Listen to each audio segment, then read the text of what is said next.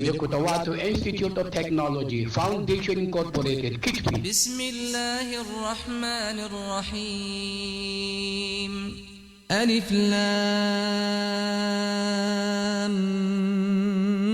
ميم ذلك الكتاب لا ريب فيه هدى للمتقين الذين يؤمنون بالغيب ويقيمون الصلاة ومما رزقناهم ينفقون والذين يؤمنون بما أنزل إليك وما أنزل من قبلك وبالآخرة هم يوقنون أولئك على هدى من ربهم وأولئك هم المفلحون إن الذين كفروا سواء عليهم أأنذرتهم أم لم تنذرهم لا يؤمنون ختم الله على قلوبهم وعلى سمعهم وعلى أبصارهم غشاوة ولهم عذاب عظيم ومن الناس من يقول آمنا بالله وباليوم الآخر وما هم بمؤمنين يخادعون الله والذين آمنوا وما يخدعون إلا أنفسهم وما يشعرون في قلوبهم مرض فزادهم الله مرضا ولهم عذاب أليم بما كانوا يكذبون وإذا قيل لهم لا تفسدوا في الأرض قالوا إنما نحن مصلحون ألا إنهم هم المفسدون ولكن لا يشعرون وإذا قيل لهم آمنوا كما آمن الناس قالوا أنؤمن كما آمن السفهاء ألا إنهم هم السفهاء ولكن لا يعلمون وإذا لقوا الذين آمنوا قالوا آمنا وإذا خلوا إلى شياطينهم قالوا إنا معكم إنما نحن مستهزئون الله يستهزئ بهم ويمدهم في طغيانهم يعمهون أولئك الذين اشتروا الضلالة بالهدى فما ربحت تجارتهم وما كانوا مهتدين مثلهم كمثل الذي استوقد نارا فلما أضاءت ما حوله ذهب الله بنورهم وتركهم في ظلمات لا يبصرون صم بكم عمي فهم لا يرجعون أو كصيب من السماء فيه ظلمات ورعد وبرق يجعلون أصابعهم في آذانهم من الصواعق حذر الموت والله محيط بالكافرين يكاد البرق يخطف أبصارهم كلما أضاء لهم مشوا فيه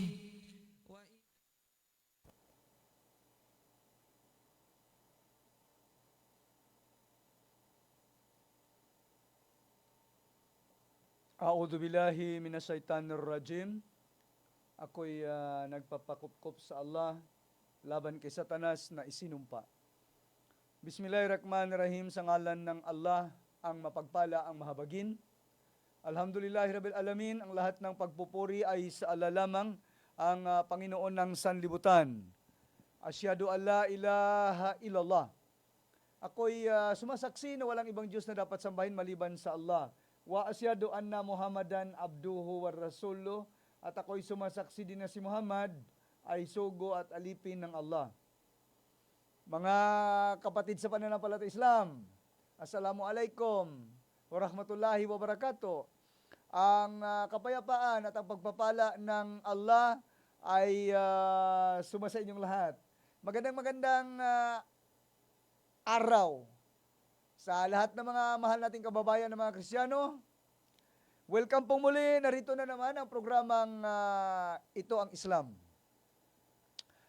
Hatid sa atin ng ating butihing BTA Member Parliament, ang ating Deputy Speaker, Attorney Omar Yasser Crisostomo Sema, kasama ang kanyang buong staff, mashallah, at siyempre ang ating station manager sa ating technical side. Ito po ang inyong kapatid, Brother Abdul Muhaymin Akobo po lamang, ang sa inyo'y muli nag-aanyaya na samahan tayo sa isang buong oras na siyempre sharing ng mga pinaniniwalaan ng isang Muslim dito po sa reliyong Islam. Alhamdulillah po, Ramadan Mubarak sa lahat ng ang mga kapatiran ng mga Muslim mula po sa opisina ng ating butihing BTA Member Parliament, Attorney Omar Yasser Crisostomo Sema, ay taos puso namin kayong binabati ng Alhamdulillah Ramadan Mubarak na Ramadan Mubarak 2026 po.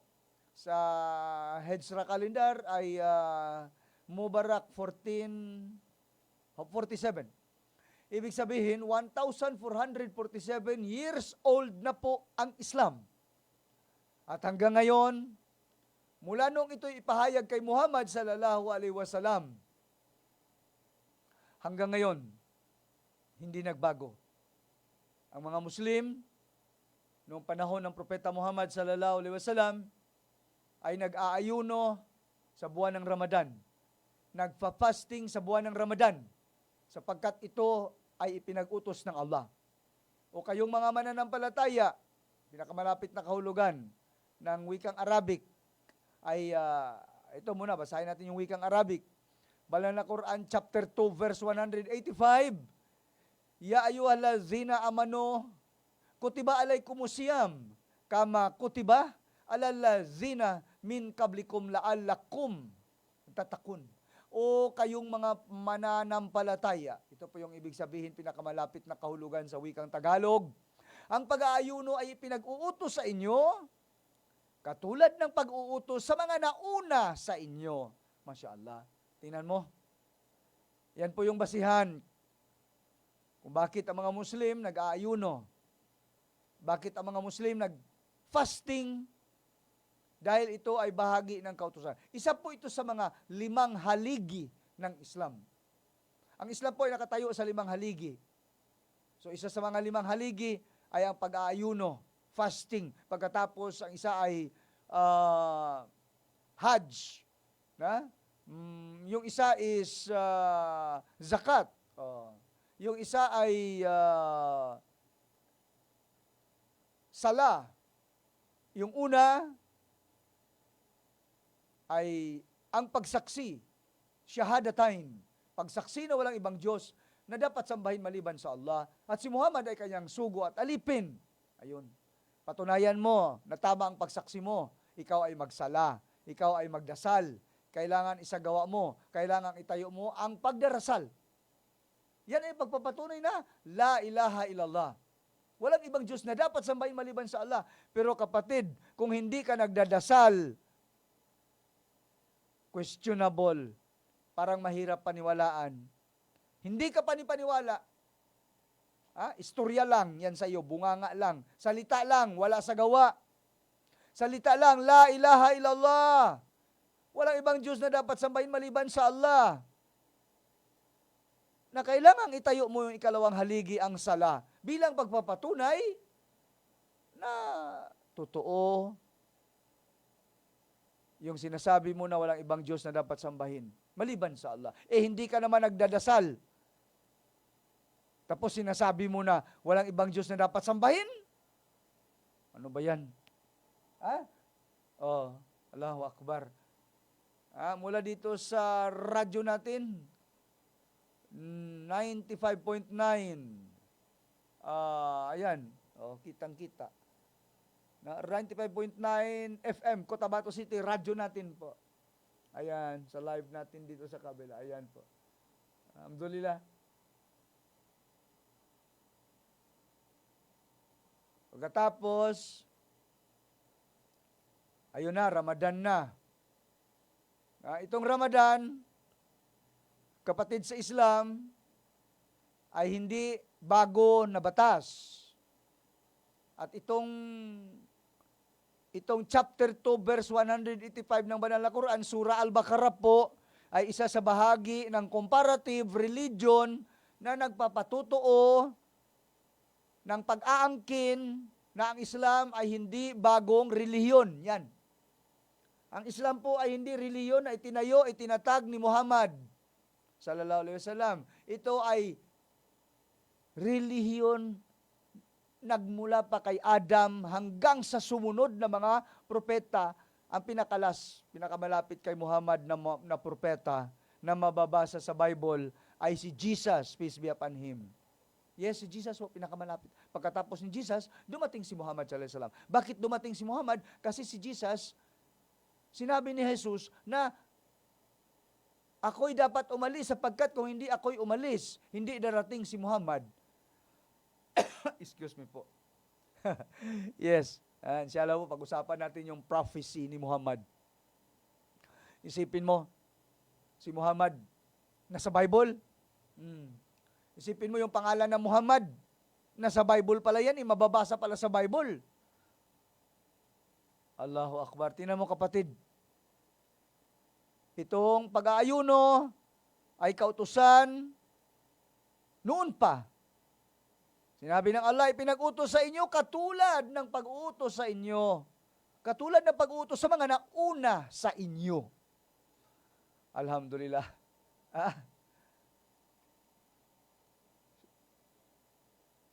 Alam mo kapatid, ito pampalakas ng iman. Papalakas ng iman ito eh. Bakit? Kasi isipin mo, tama pala. Totoo. Hindi pala ito bagong batas. Hindi bago po. Ito ay batas na ipinag-utos ng mga naunang propeta. Ano ang sinabi ko kanina, katulad na sinasabi ko kanina. Si Jesus po, sunod si Muhammad. Pag binasa mo ang Bible, anong ginawa ni Jesus? Anong ginawa? Si Jesus po ay nag-ayuno ng 40 days and 14 nights. 40 days and 40 nights. Ngayon, i-google mo, kapatid. Mga mahal naming kababayan na mga Kristiyano, i-google mo. Sino-sino ang mga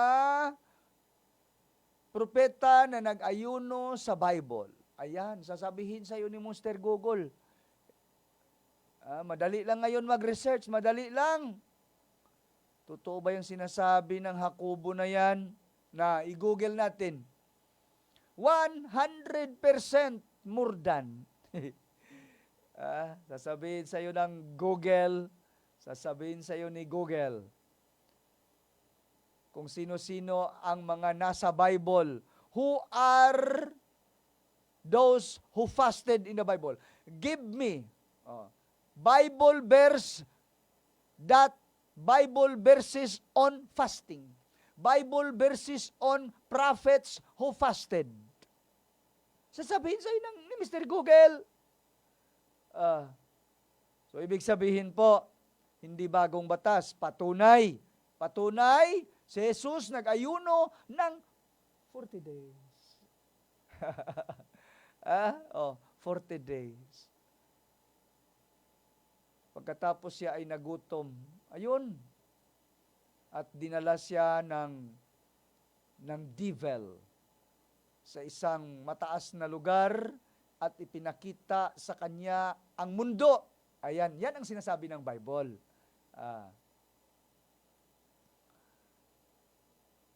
Pero, kabayang Kristiyano, kabayan, bakit hindi kayo nag-aayuno tulad ng pag-aayuno ni Jesus? Bakit hindi kayo nag-ayuno tulad ng pag-ayuno ni Jesus? Bakit? Itanong natin kay Father, itanong natin kay Pastor, bakit hindi tayo nag-aayuno katulad ni Jesus? Ng 40 days and 40 nights. Ito, ilang panahon na lang, pumpasok na tayo sa Lenten season ngayon, Semana Santa. Semana Santa na po. Papasok na ng Semana Santa. Kwarisma na. Lenten season. Ipapako na sa krus si Jesus. Bago siya pinako sa krus, nag-ayuno siya ng 40 days and 40 nights. Pero Pastor, Father, bakit hindi natin sinusunod si Jesus na nag-ayuno ng 40 days and 40 nights? Kabayang Kristiyano, ang mga Muslim nag-aayuno sa loob ng buwan ng Ramadan sapagkat sinabi ng Allah sa Quran, kapag nakita niyo ang buwan ng Ramadan, mag-ayuno kayo. Paano sisimulan ng pag-aayuno? Sabi ng Allah subhanahu wa ta'ala, tingnan niyo ang paglitaw ng unang buwan. Allahu Akbar. At kayo magsimula mag-ayuno. Pagkatapos ibinigay niya sa sumunod na mga verses. Chapter 2, verse 183, 84, 85, 86, 87, 88, hanggang pataas. Dire-diretsoin mo lang. Makikita mo, kabayan, ang instruction, ang guidelines, ang sistema kung paano isagawa ang pag-aayuno. May pamamaraan, may guidelines, may sistema, may procedure, may instruction paano mag-ayuno. Dito po sa reliyong Islam na mababasa ang source, ang gabay, ang pinagkukunan ng katuruan ay ang Quran at ang Sunnah ng Propeta Muhammad sallallahu alaihi wasallam. Kaya ang mga Muslim nagagawa ang kautusan ng pag-ayuno sapagkat ibinigay. Hindi lamang ang kautusan ang ibinigay, kung hindi pati paano ito isagawa ay ibinigay ng dakilang tagapaglikha, ang Allah subhanahu wa ta'ala po. Tingnan mo. Allahu Akbar. You see? Alhamdulillah. Kaya noong hindi pa tayo nag-Islam, tayo'y nagtataka kung paano makasurvive ang Muslim na hindi kumakain ng isang buwan. Isipin mo, ang mga Muslim hindi kumakain ng isang buwan? Sa isang Kristiyano na walang kaalam-alam tungkol sa Islam, abay nakapagtataka at hindi ka panipaniwala kung paano mabubuhay na hindi ka kumakain sa loob ng isang buwan. Kaya kabayang Kristiyano, nais naming ipaalam sa inyo na mabubuhay ka pala na hindi kumakain sa loob ng isang buwan sapagkat mayroong ipinasusunod, ibinigay ng dakilang tagapaglikha, ibinigay ng Allah. Paano isagawa ang pag-aayuno?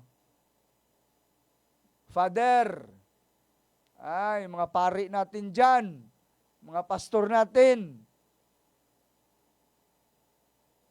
hindi ninyo magawa na mag-ayuno ng 40 days tulad ng ginawa ni Jesus Bakit? Sapagkat hindi naman mababasa sa Bible paano isinagawa ang pag-ayuno ni Jesus ng 40 days and 40 nights.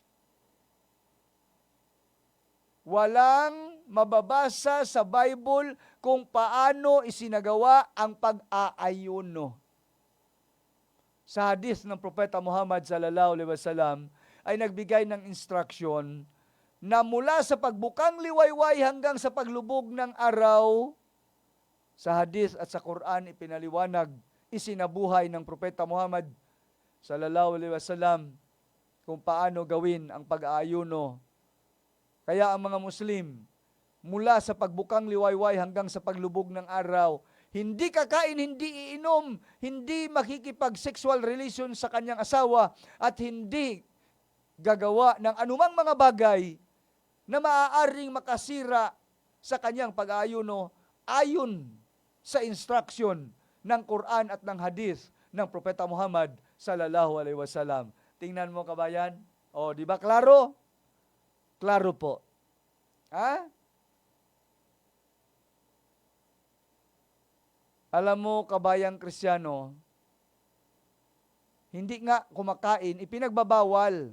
Ang kumain mula sa mula sa bukang liwayway hanggang paglubog ipinagbabawal. Pero paglubog ng araw, mula sa paglubog ng araw, from sunset, gabi na, hanggang sumapit ang sunrise. Pagsikat ng araw, ikaw ay kakain, ikaw ay kakain, ikaw ay kakain. Mag-iftar. Kumain ng iftar, magbuka. Kakain. Pagkatapos kumain, uminom, kumain. Pagkatapos magsala ng Maghrib. Pagkatapos magsala ng Maghrib, ayun, kakain-kain ulit. Pagkatapos kung hindi naman, hindi nakakain, magsasala ng Aisha, magsasagawa ng Tarawih. Pagkatapos, pag-uwi, kakain. O yun. Ibig sabihin, kabayang Kristiyano, sa buwan ng Ramadan, na kung saan nag-aayuno ang mga Muslim, ang araw ay ginawang gabi, at ang gabi ay ginawang araw. Kung hindi Ramadan, ang mga Muslim ay kumakain sa araw. Natutulog kung gabi. Nagpapahinga kung gabi. Kapag buwan ng Ramadan, ang mga Muslim ay hindi kumakain sa araw,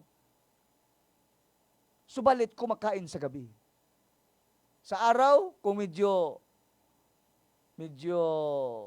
nanghihina, pwede kang umidlip, pwede kang matulog. Napakaswerte ng mga Muslim na nasa opisina, no? Kasi hindi sila naiinitan. Hindi natutuyo yung kanilang hindi natutuyo yung tubig sa katawan. Pero sa mga katulad natin na hindi naman aircon ang tinatrabahuan, aday medyo talaga kailangan mo ng pagtitiis.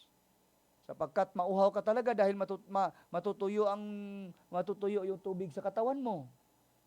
Pero kabayang Kristiyano, alhamdulillah kabayan, kung araw, hindi ka kumakain, hindi ka umiinom, at ang iba pang mga gawain ay pinagbabawal na makasira ng pag-aayuno, kung gabi, kakain ka, magmerienda ka, kakain ka, magmerienda ka. Bago sumikat ang araw, bago mag-sunset o mag-sunrise, mayroong tinatawag na pre-dawn meal. Pre-dawn meal. Meal. Yun bang umagahan? Umagahan. Mag-uumaga rin, kakain ng umagahan ang Muslim. Bago sumikat ang araw. Bakit bago sumikat ang araw kailangan kumain? Yun po ang sinasabi ng Quran at ng hadith ng Propeta Muhammad sallallahu alaihi wasallam po. Masya Allah. Alhamdulillah. Kabayang Kristiyano.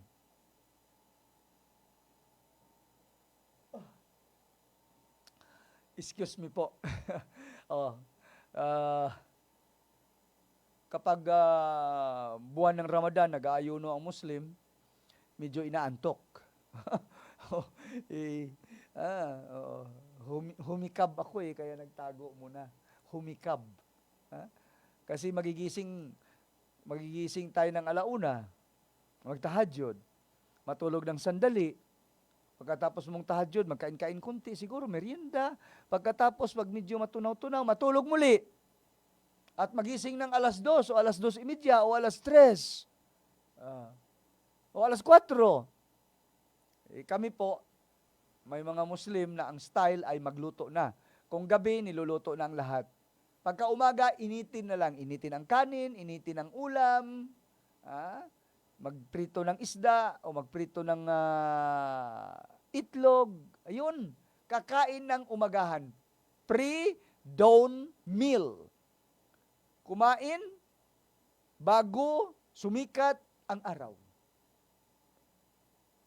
Alhamdulillah.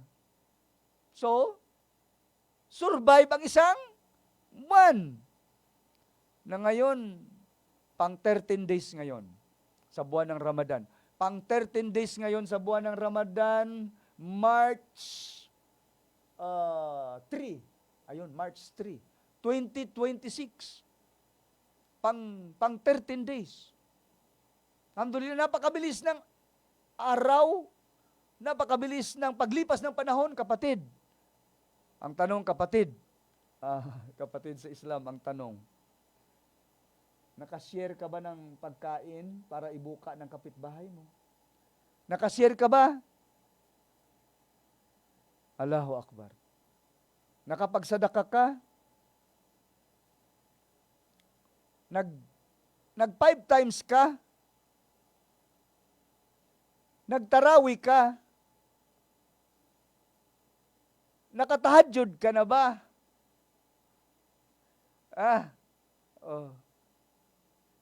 Nakabasa ka na ba ng Quran? Nagdikir ka rin ba? Nagdidikir ka ba? Alam mo kabayan Kristiyano, sa Islam po, ay mayroong mga instruksyon kung paano ka mamuhay bilang Muslim. Habang nag-aayuno, habang nagpapasting, ano mga dapat gawin? Masya Allah, Allahu Akbar, yes!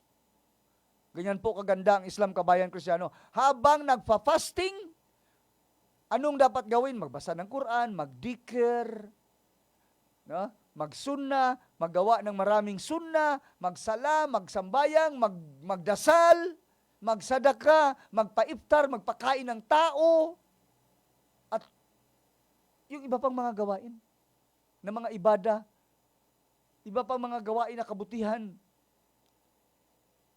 dapat gawin. Dapat gawin ngayong Ramadan. Dapat natin ginagawa. Yes, dapat ginagawa. Bakit?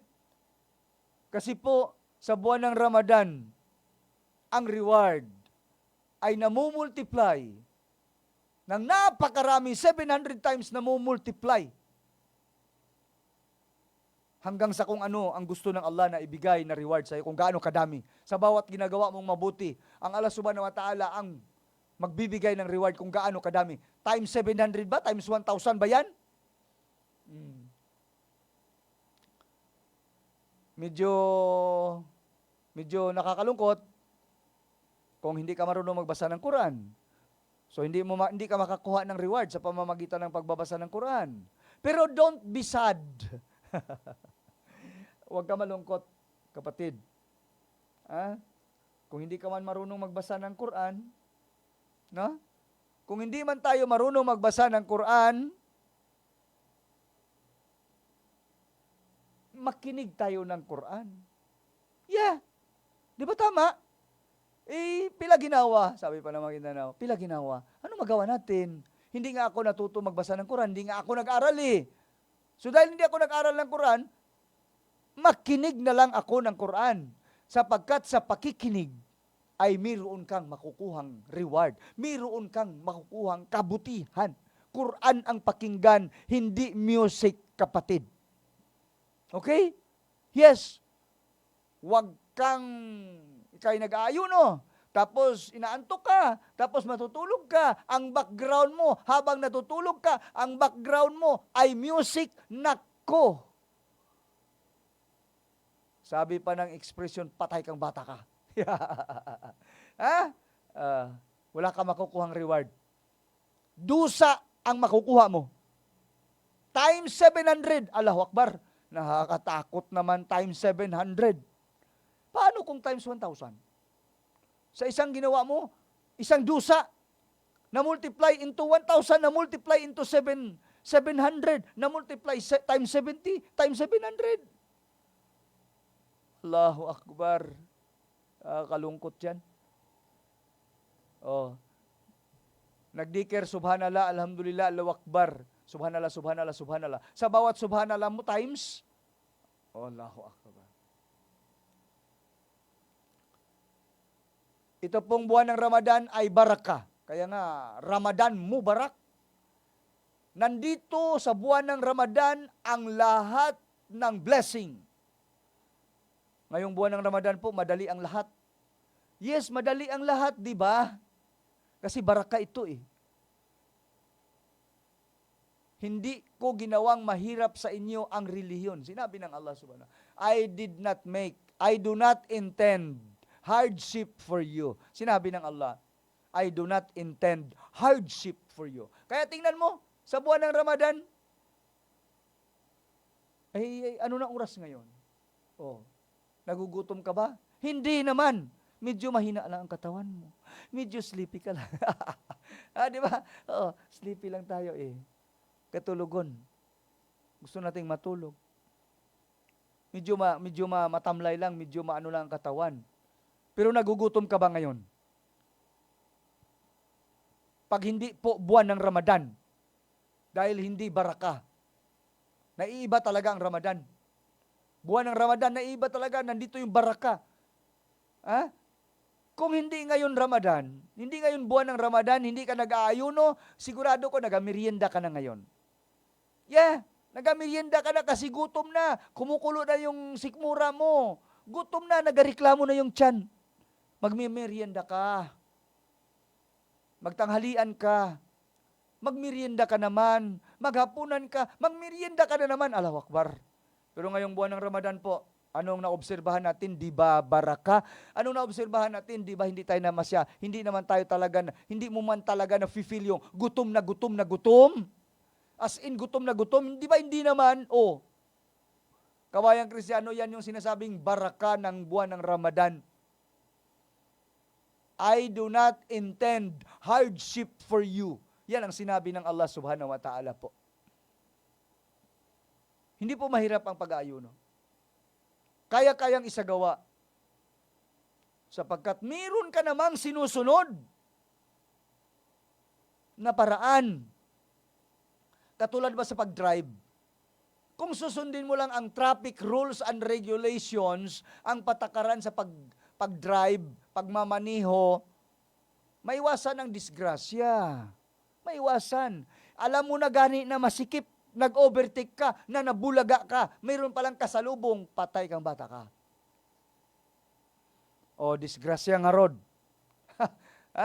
Yan ang mangyayari, disgrasya nga rod, ijay provincial road. May disgrasya daw na nangyari doon sa provincial road. Nag-overtake. Bago mag-overtake, diretso overtake, hindi niya tinignan kung may kasalubong. Ayun, ang nangyari, disgrasya nga road. Biglang liko. Maraming mga driver na ganyan biglang liko, walang tingin-tingin Biglang overtake. Biglang tumatakbo ka, bigla kang katingan na naabot mo.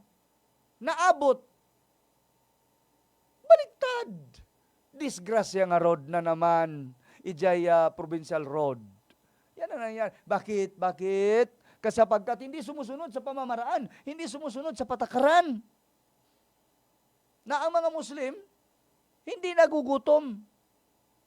Nakakasurvive na hindi kumakain ng 30 days.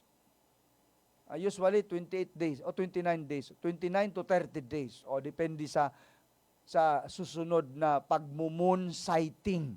Paano hintuan? Paano ka mag-stop? Moon sighting na naman. Paano magsimula? Moon sighting. Paano magtapos? Moon sighting. Allahu Akbar. Alhamdulillah.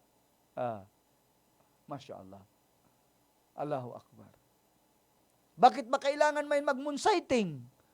Ay sapagkat ipinag-utos ng Allah. Ipinag-utos yan ay katuruan ng Islam na dapat ay sumunod ka sa leader, sumunod ka sa namumuno.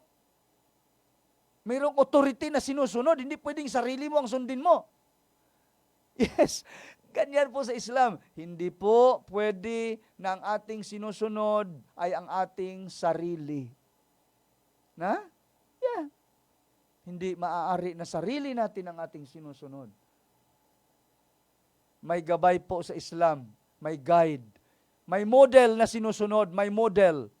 Sundin mo na lang yung model, si Muhammad sallallahu alaihi wasallam. Paano ba natulog, paano ba kumain, paano ba naglakad, paano ba nakikipag-ugnayan si Muhammad sallallahu alaihi wasallam sa iba't ibang uri ng mga tao, paano ang ganito, paano. Lahat po ang ating idol, ang model na sinusunod, si Muhammad sallallahu alaihi wasallam, isinabuhay ni Muhammad ang Islam. So kung susundin mo ang pamamaraan ni Muhammad sallallahu alaihi wasallam, ang kanyang sunnah, yan na yung Islam. Pero bakit maraming mga Kristiyano na masama ang tingin sa Islam? Maraming mga Kristiyano na masama ang tingin sa Islam sapagkat may mga tao na nag-claim na Muslim, hindi naman niya isinasabuhay ang Islam, bagkus ang kanyang buhay ay labag sa turo ng Islam. Ang kanyang mga ginagawa sa buhay ay labag sa turo ng Islam. Kaya anong sinabi ng mga Kristiyano? Kapangit. Ganyan ba mag-Islam? Anong sinabi ng tatay sa kanyang anak na gustong magbalik Islam? Bakit ka magbabalik Islam? Tingnan mo ba yan, oh? Tingnan mo yung kapitbahay natin, di ba Muslim yan? Tingnan mo, lasinggo. Tingnan mo, sugarol. Tingnan mo, sabungiro. Tingnan mo, itsura niya nakahubad. Tingnan mo yung kapitbahay natin, kaseksi masyado. Halos nakikita na yung, yan, mag-Islam ka. Pag mag-Islam ka, ganyan. Tingnan mo ba yung lugar nila, kadumi-dumi? Tingnan mo yung mga basura sa lugar ng mga Muslim. Tapos mag-Islam ka? Ay, naku anak, mag-isip-isip ka. Yan po ang sinasabi ng magulang na Kristiyano sa anak na mag-Islam. Sapagkat ang kanyang nakikita ay itong mga tao na nagsasabi na Muslim ako, pero ang pamumuhay, ang kanilang buhay, ang pamamaraan ng pamumuhay nila ay labag sa turo ng Islam. Hindi naman ayon sa katuruan ng Islam. Yung kanilang mga ginagawa ay hindi naman bahagi ng katuruan ng Islam. Pero kung titingnan mo kung ano ang Islam, in fairness, kabayang Kristiyano, in fairness, tingnan mo ba yung mga Muslim na practicing Muslim? Ibig sabihin ng practicing Muslim, pinapractice nila, isinasabuhay nila. Ang kanilang ginagawa ay kung anong nasa Quran at na hadith ng Propeta Muhammad sallallahu alaihi wasallam. Tingnan mo ba? Tingnan mo. Malinis ang kanilang kapaligiran. Mababait sila, mapagbigay sila, masaya silang mga tao, wala silang bisyo. Yes, yan ang Muslim na, practicing Muslim. Pwede mong lapitan, pwede mong hingian. Magandang pag-uugali. Yes, yan ay practicing Muslim. Pumunta tayo sa mga bansa na mga Muslim. Tingnan mo ba ang mga bangsa ng mga Muslim? Tingnan mo. Masya Allah. Napakaganda. Bakit? Bakit napakaganda ng lugar nila? Napaka-progresibo. Progressive ang lugar nila. Bakit? Dahil isinabuhay nila ang Islam. Ang kanilang way of life ay according to kung ano ang turo ng Islam. Yun ang kanilang way of life. Anong resulta? Kapayapaan. Pag may kapayapaan, siyempre masaya. Masaya ang buhay. Allahu Akbar. Yan po. Kapag sinunod ang Islam, Allahu Akbar. Subalit kapag hindi sinunod, kapag ang buhay ang uri ng ang way of life ay hindi according sa Islam, ayan, yan, makita. Yan na yung sinasabi ko. Yan na yung mga comment, yan na yung picture. Yan na yung akala ng mga kabayan nating Kristiyano, ang akala nila ay ganun. Kapag nag-travel ka papunta ng Davao, malalaman mo kung itong munisipyo na ito ay munisipyo ng mga Muslim. Itong lugar na ito, lugar na ng mga Muslim. Ha? Yes, malalaman mo. Papunta ka ng Jensan, malalaman mo ang mga lugar ng mga Muslim. Allahu Akbar.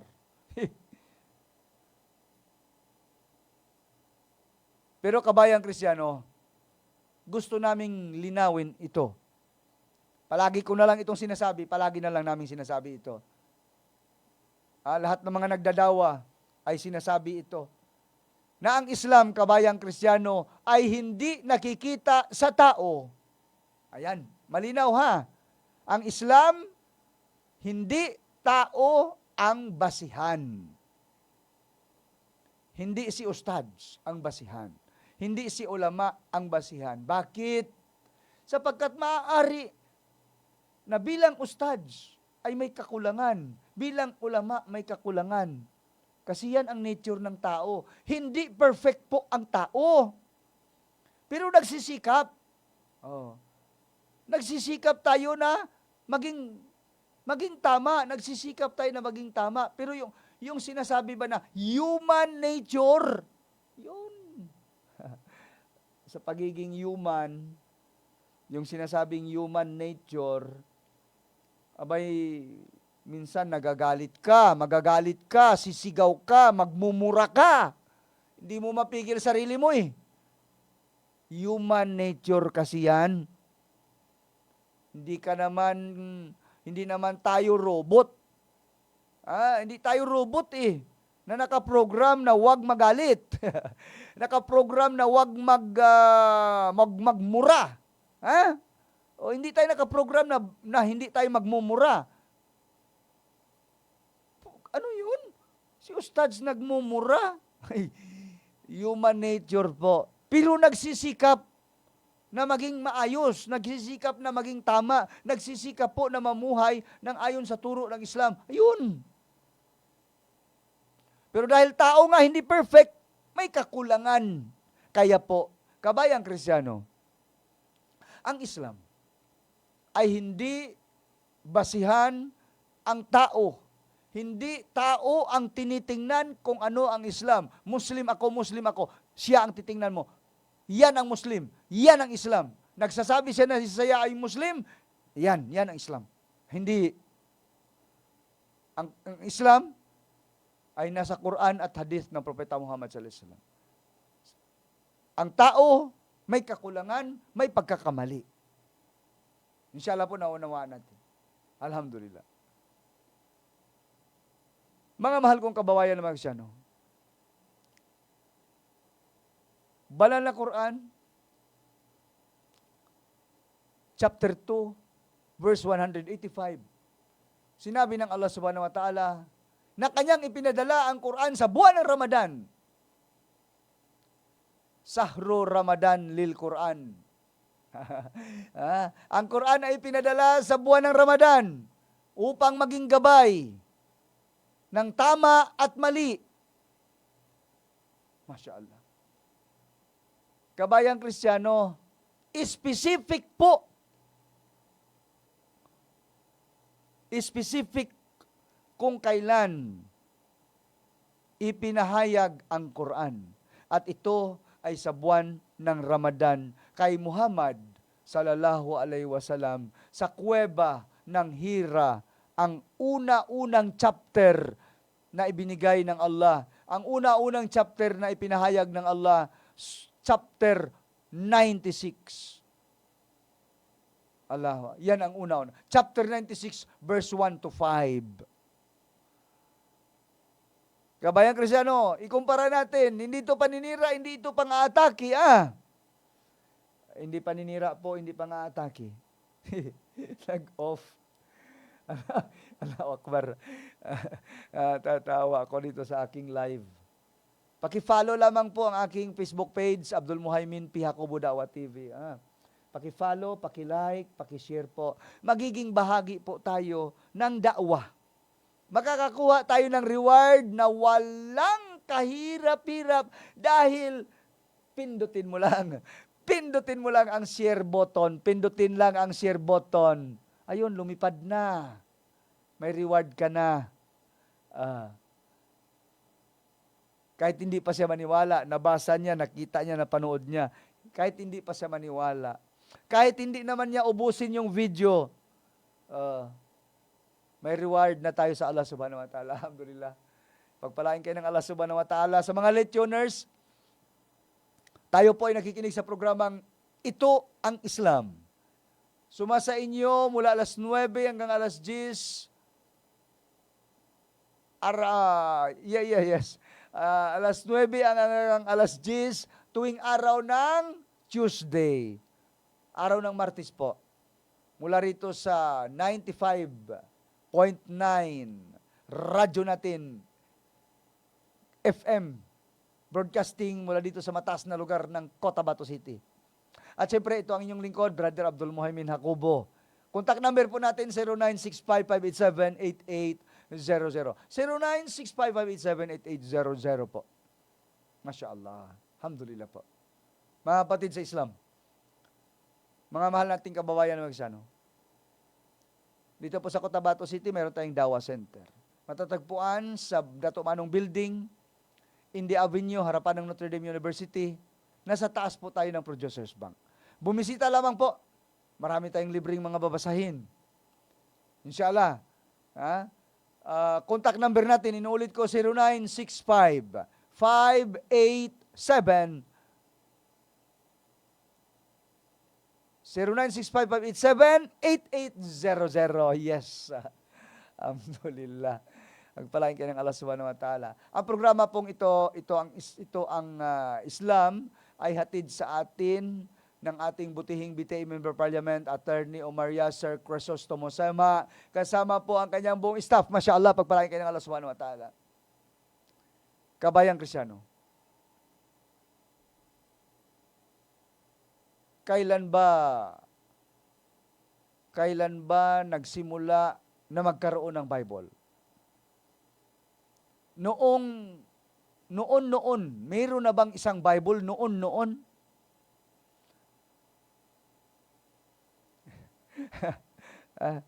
Gusto kong i-share sa inyo yung napag-aralan natin. Pwede niyong i-google. Pwede niyong i-check. Pwede i-verify po. Yes. Ngayon, madali lang masyado mag-verify. Tama ba sinasabi ni Ustad? Yung itinuturo sa atin, tama ba? Yung sinasabi ng lecturer, tama ba? Bahagi ba yan ng Quran? Totoo ba yan na bahagi ng Quran? Nasa Quran ba yan? Totoo ba yan? Napakadali pong alamin. Ngayong panahon na ito, nasa dulo lang ng iyong daliri. Pindot-pindot lang. Malalaman mo na. Allahu Akbar.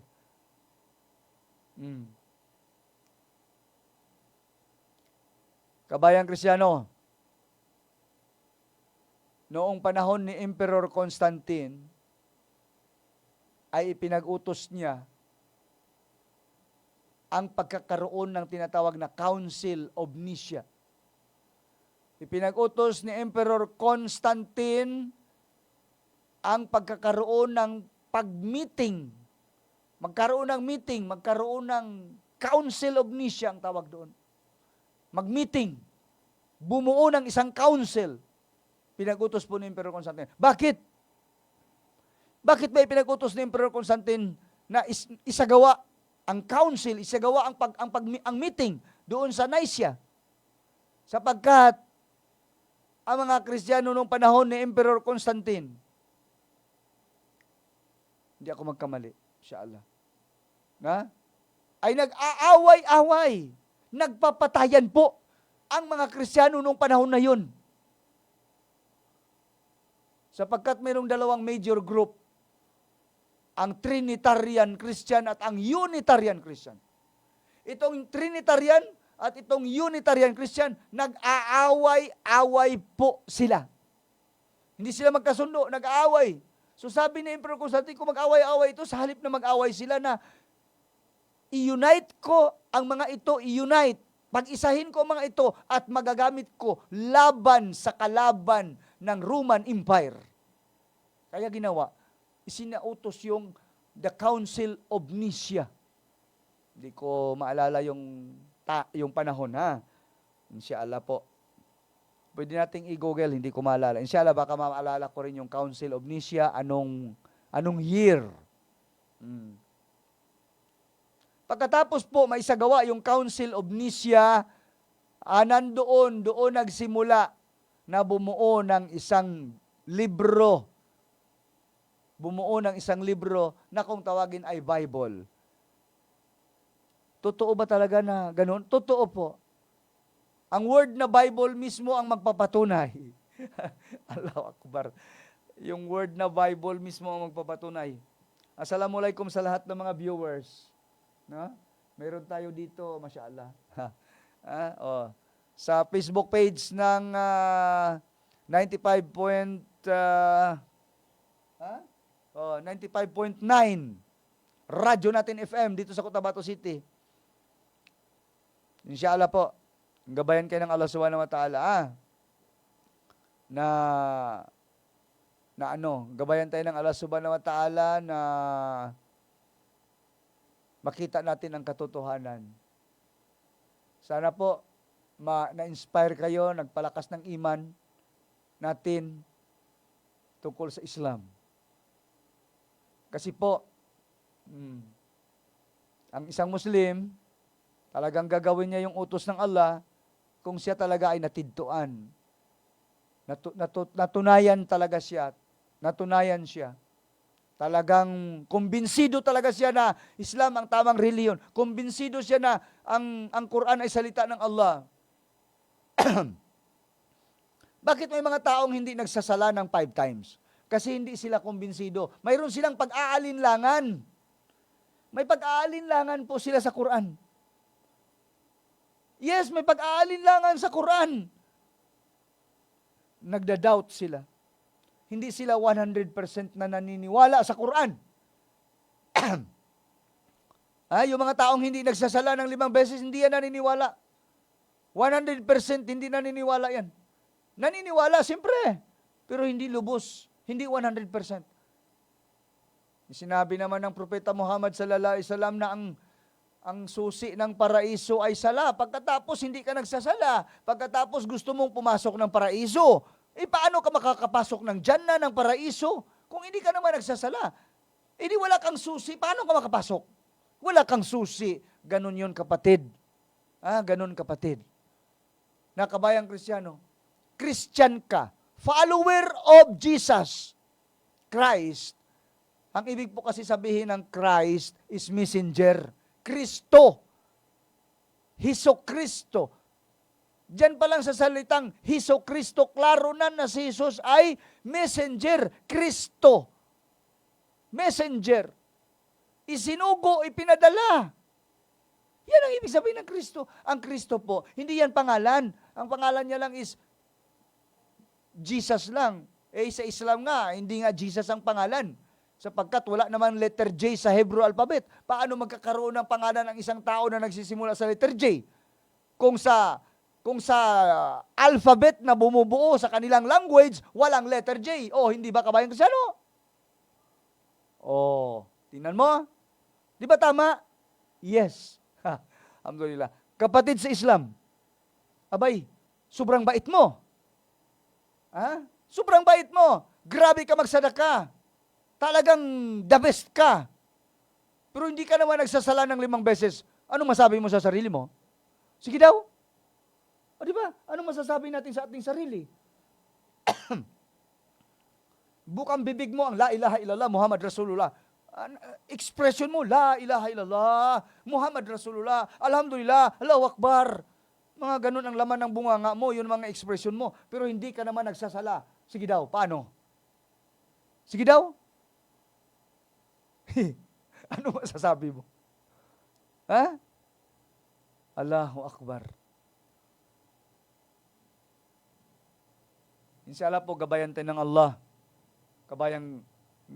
kapatid sa Islam, humingi po tayo ng taufik sa Allah. Humingi tayo ng gabay sa Allah. Sikapin po natin, kabayan, sikapin po natin kapatid sa Islam, na makahingi ng taufik, ng guidance sa Allah. Sapagkat ang Allah lang ang maggabay. Ang guidance, ang taufik sa Allah po yan. Hindi sa tao, hindi yung napakagaling naman ng lecturer. Bilib na bilib ako sa kay, buhay na buhay. Hindi ka makatulog pag siya nag-lecture, hindi ka makatulog. Buhay na buhay, pero anong resulta sa iyo? Pagkatapos mo makinig ng lecture niya, anong nabago sa iyo? Anong nabago? Pagkatapos mo makinig ng lecture niya, napakagaling. Naging dahilan ba yon para magsambayang ka na ng limang beses? Naging dahilan ba yon na manamit ka na ng tama?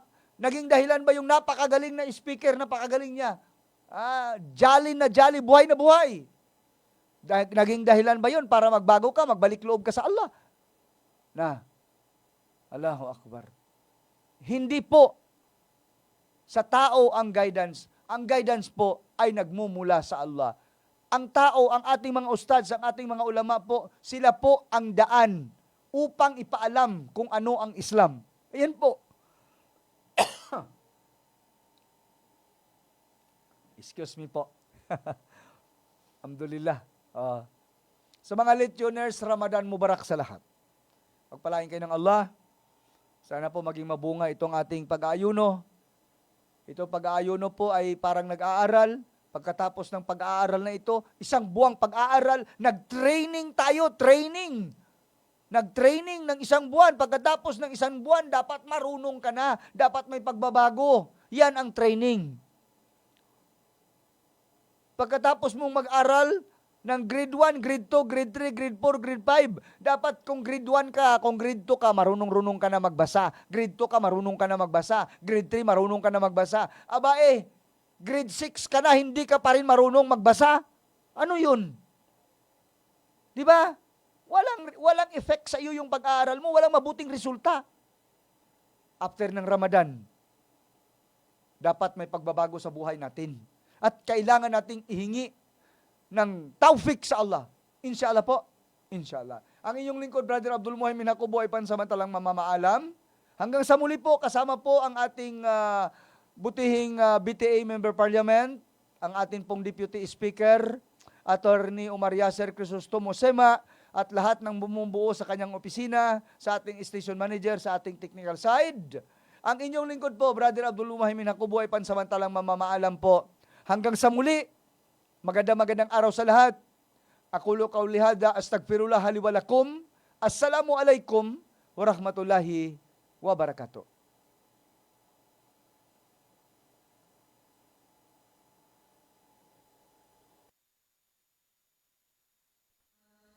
كذلك يريهم الله أعمالهم حسرات عليهم وما هم بخارجين من النار يا أيها الناس كلوا مما في الأرض حلالا طيبا ولا تتبعوا خطوات الشيطان إنه لكم عدو مبين إنما يأمركم بالسوء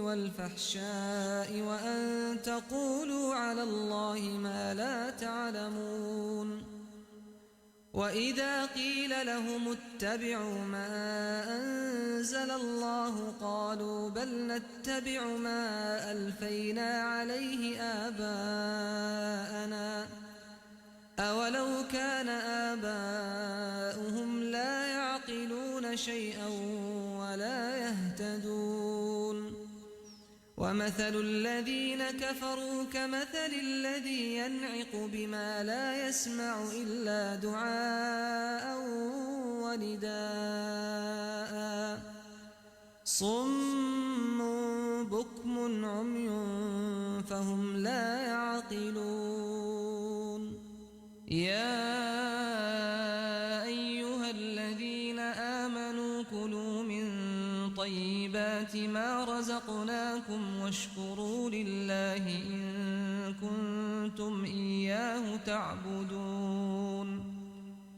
إنما حرم عليكم الميتة والدم ولحم الخنزير وما أهل به لغير الله فمن اضطر غير باغ ولا عاد فلا إثم عليه إن الله غفور رحيم إن الذين يكتمون ما أنزل الله من الكتاب ويشترون به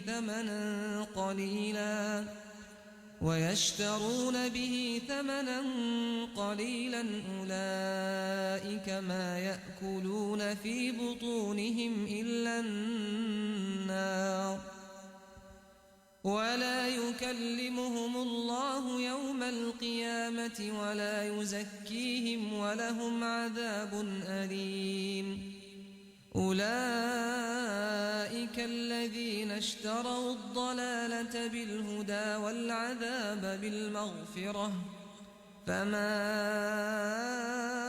أصبرهم على النار ذلك بأن الله نزل الكتاب بالحق وإن الذين اختلفوا في الكتاب لفي شقاق بعيد ليس البر أن تولوا وجوهكم قبل المشرق والمغرب ولكن البر من آمن بالله واليوم الآخر والملائكة والكتاب والنبيين وآتى المال على حبه ذوي القربى واليتامى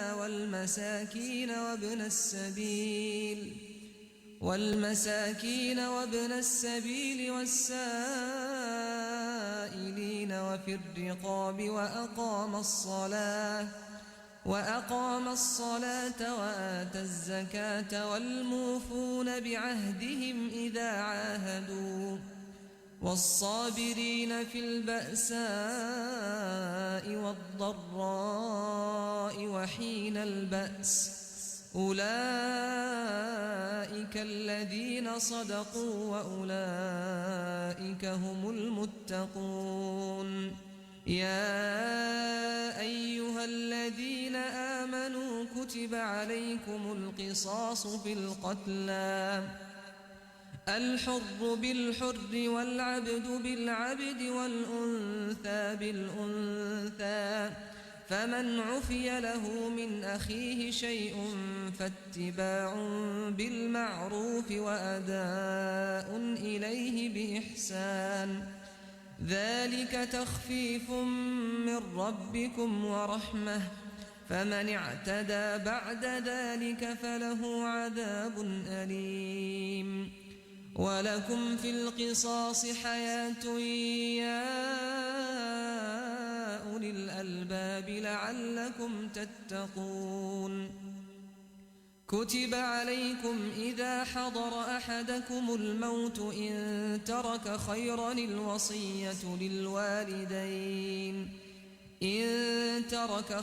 الوصية للوالدين والأقربين بالمعروف حقا على المتقين فمن بدله بعدما سمعه فإنما إثمه على الذين يبدلونه إن الله سميع عليم فمن خاف من موص جنفا أو إثما فأصلح بينهم فلا إثم عليه إن الله غفور رحيم يا أيها الذين آمنوا كتب عليكم الصيام كما كتب على الذين من قبلكم لعلكم تتقون أياما معدودات فمن كان منكم